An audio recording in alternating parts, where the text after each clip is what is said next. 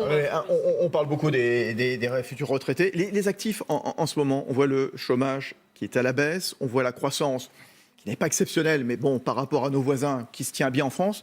Est-ce que c'est le moment de demander des hausses de salaire dans les entreprises, Yves Verrier?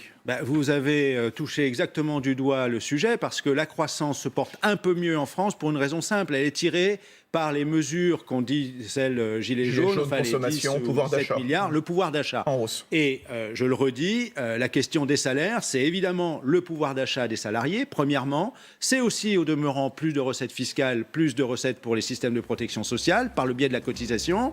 Et c'est effectivement un facteur de relance de l'économie. Donc, hausse en des France. salaires, c'est ce La que vous France- demandez? Ah oui, oui, parce que, tiens, retraite. 85% du SMIC minimum de retraite, nous dit-on. Oui. Sauf qu'on oublie que maintenant, pour le SMIC, on y ajoute 100 euros.